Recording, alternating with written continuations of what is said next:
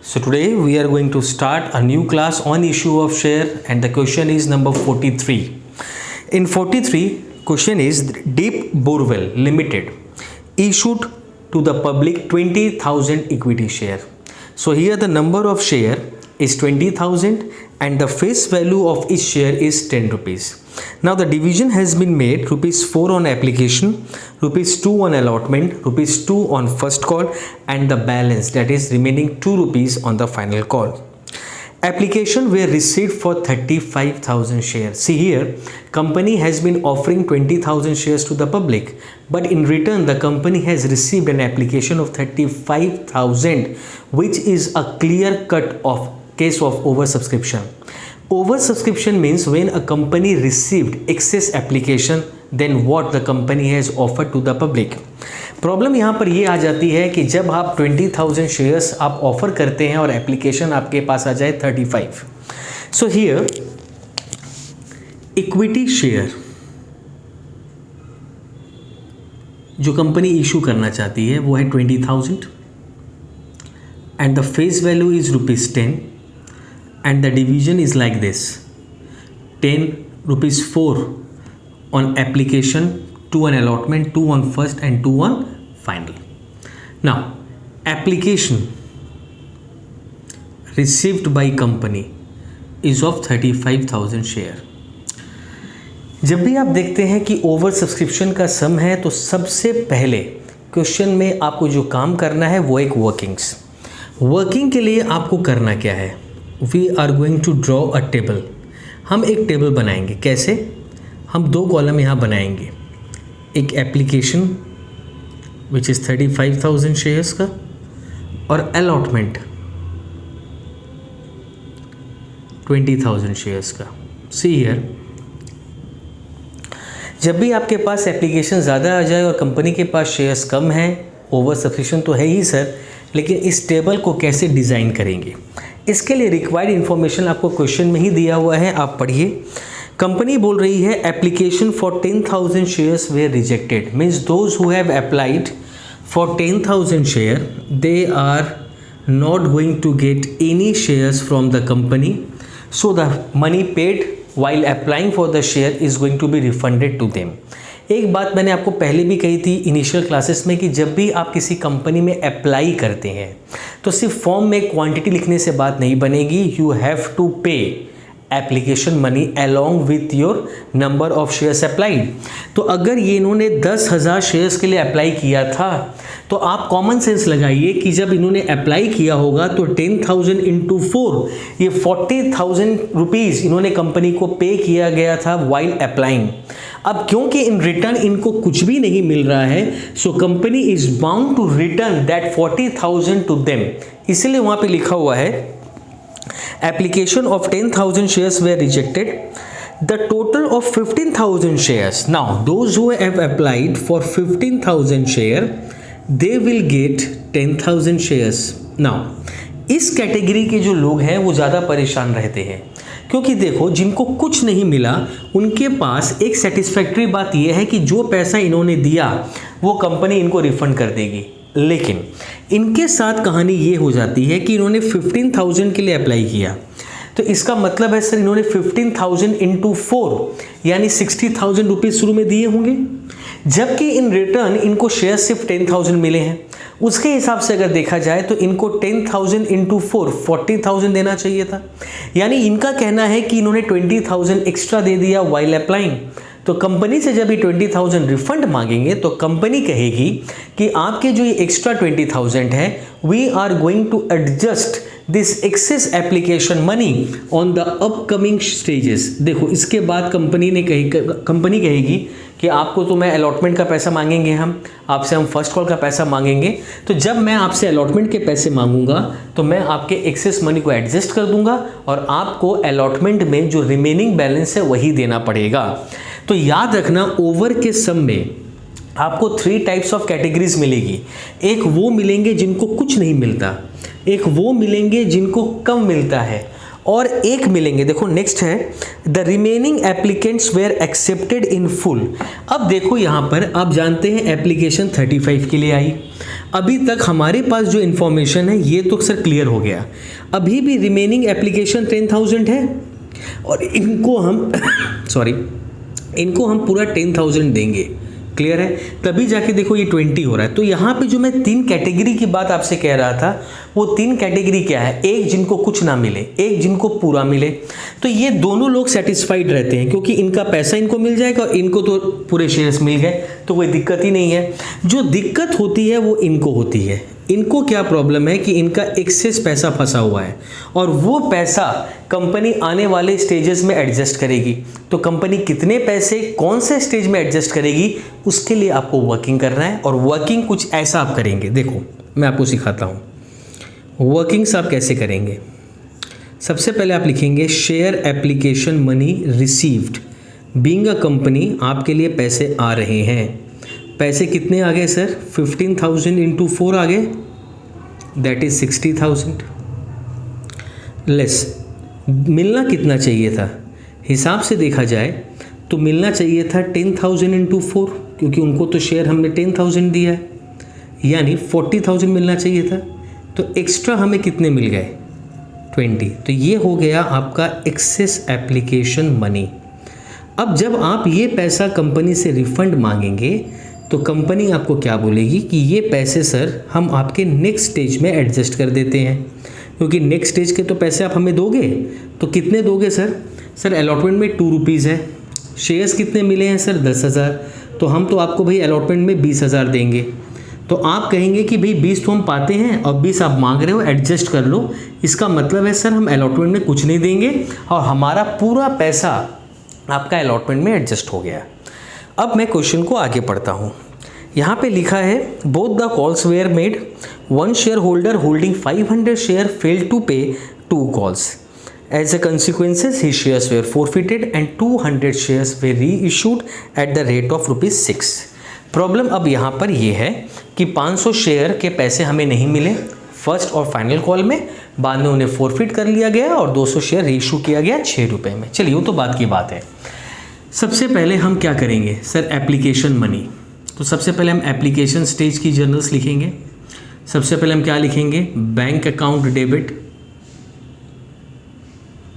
To share application,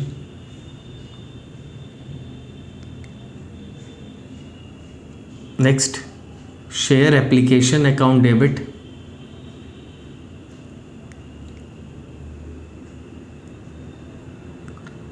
to share capital.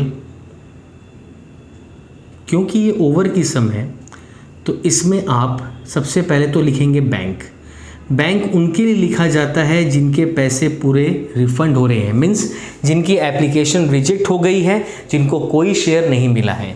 इसके बाद आप वो स्टेजेस के नाम लिखेंगे जहाँ पर एक्स्ट्रा मनी जो आपको मिला था, जिनको कम शेयर्स मिले थे, जिनके लिए आपने वर्किंग की, उनके पैसे कहाँ तक एडजस्ट हुए सर? अलॉटमेंट तक। तो वो आ जाएगा अलॉटमेंट। क्या सर यहाँ फर्स्ट कॉल भी आ सकता है? ऑब्वियसली अगर यहाँ पैसे बच जाते, उनके इतने एक्सेस मनी थे कि अलॉटमेंट में एडजस्ट करने के बाद भी पैसा बच गया, तब हम फर्स्ट कॉल में चला जाएगा। फर्स्ट कॉल में भी एडजस्ट हो गया तो हम फाइनल कॉल में चले जाएंगे। फाइनल कॉल में भी अगर एडजस्ट होकर बच जाए तो हम पैसे रिफंड कर देंगे। नेक्स्ट स्टेज आता है अलॉटमेंट। अब यहाँ पे हम फर्स्ट फाइनल क्यों नहीं यूज़ कर रहे हैं? क्योंकि अलॉटमेंट तक ही पैसा एडजस्ट हुआ था। तो अलॉटमेंट में सर एंट्री क्या होगा? Share allotment account debit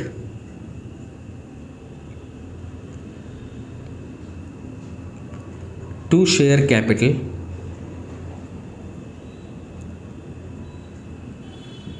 bank account debit to share allotment.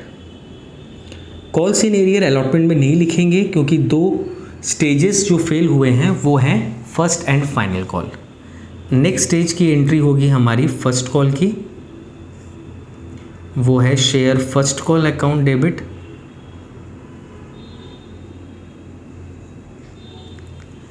To share capital. Next है bank account debit,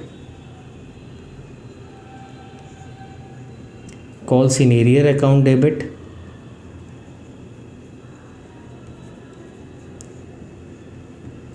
to share first call. इसके बाद हम फर्स्ट कॉल के बाद फाइनल लिखेंगे, फाइनल के बाद हम लिखेंगे फॉर फीचर। तो चलिए यहाँ मैं लिख देता हूँ आपके लिए फाइनल कॉल पहले।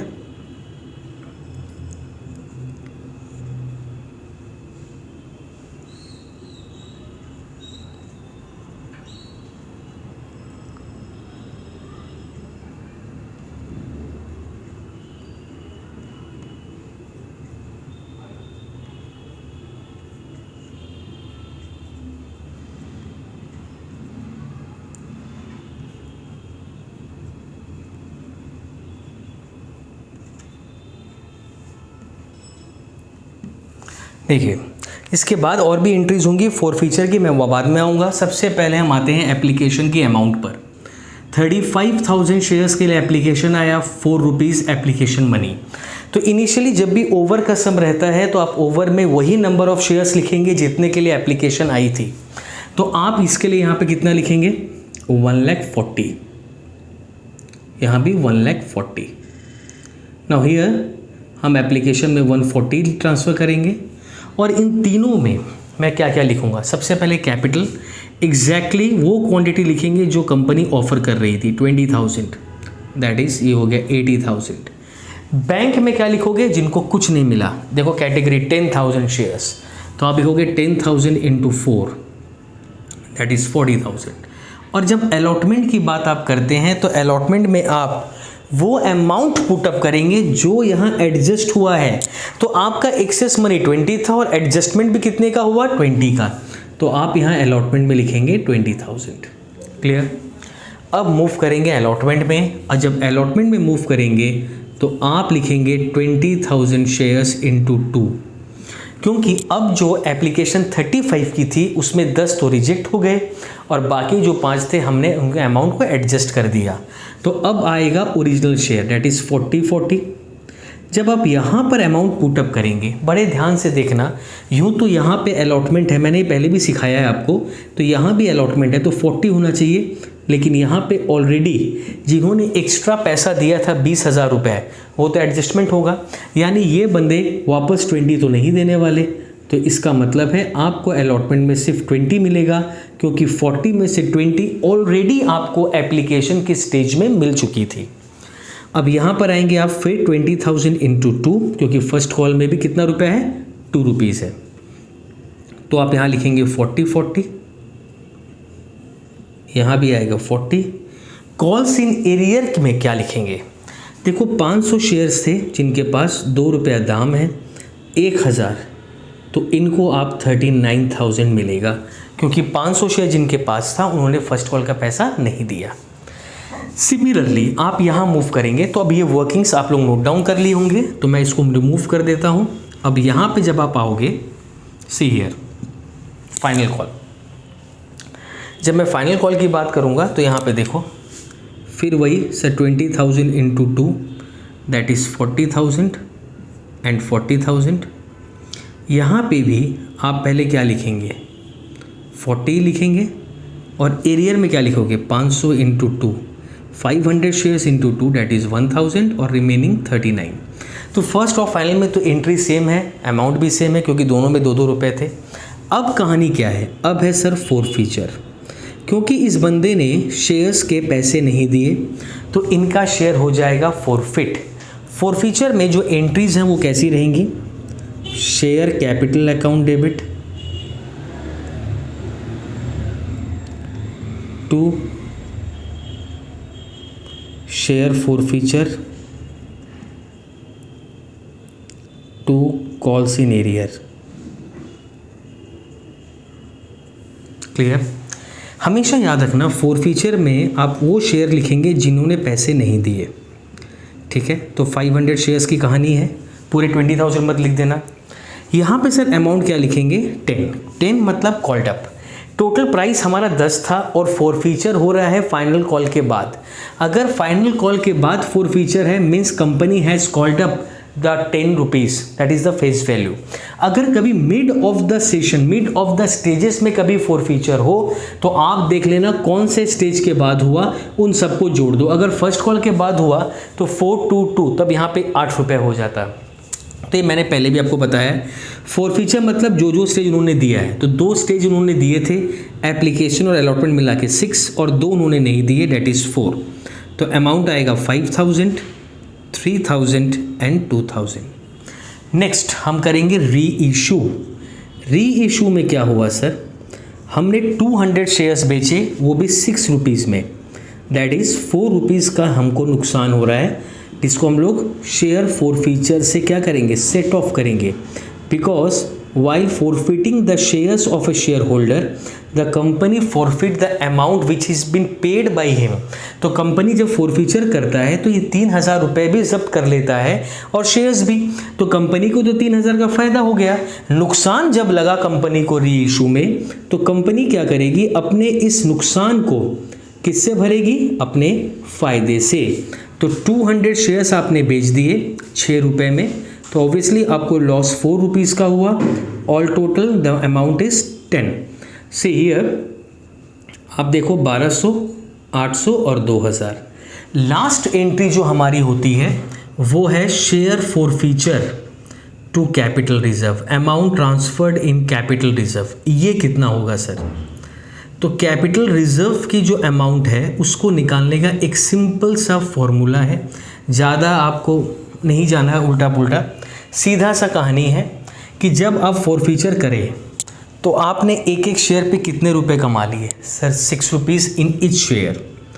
जब री इशू हुआ तो आपको कितना लॉस हो रहा है sir, 4 rupees. It means we are earning a net of 2 rupees on each share. Reissue कितने शेयर हुए सर, 200, तो आपका जो रिजर्व में ट्रांसफ़र में होगा वो होगा 400। तो ये था एक complete sum again on the forfeiture along with oversubscription. Next videos में फॉरफीचर के और वैराइटीज़ ऑफ सम हम लोग प्रैक्टिस करेंगे।